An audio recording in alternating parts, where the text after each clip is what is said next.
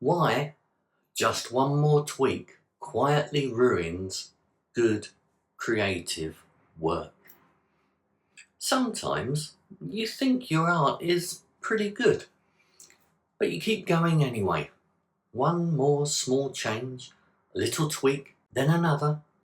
But somewhere along the way, without noticing, your art gets worse. This isn't about not knowing when to stop or knowing when our art is done. It's something stranger. Let's take a look.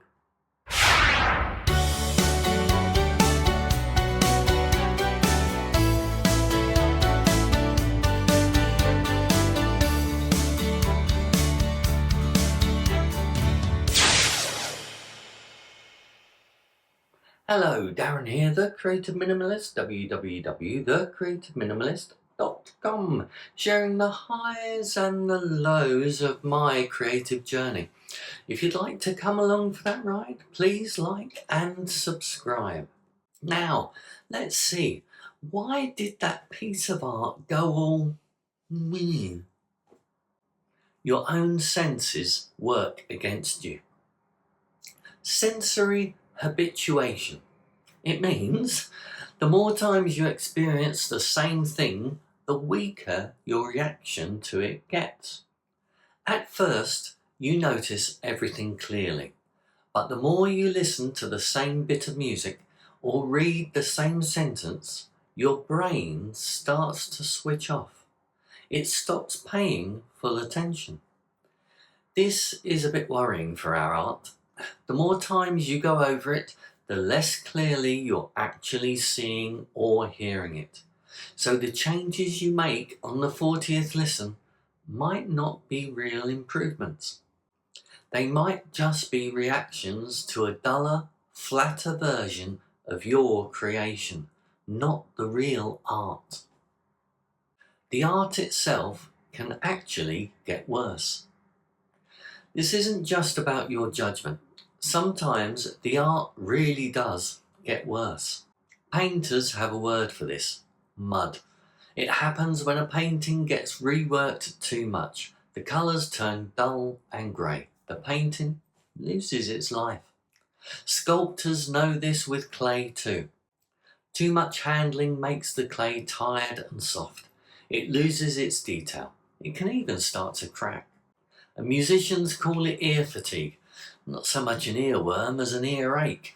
And writers know that flat feeling when a sentence has been rewritten one too many times. It's the same thing showing up everywhere. Past a certain point, more work doesn't improve things.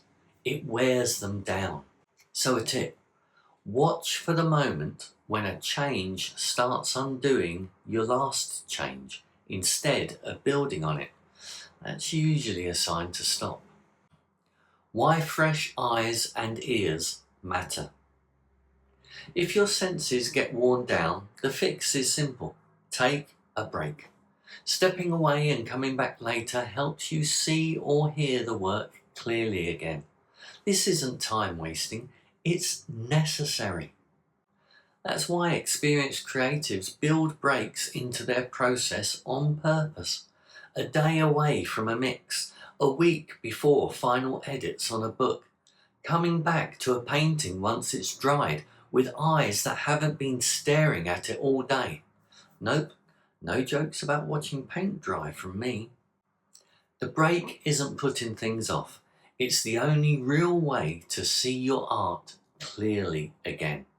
So in closing, plan your stopping points before you start. Decide 30 minutes, then a break. One listen a day, not 5. If you notice a change undoing your last change, stop there. And trust your first instinct more than you think.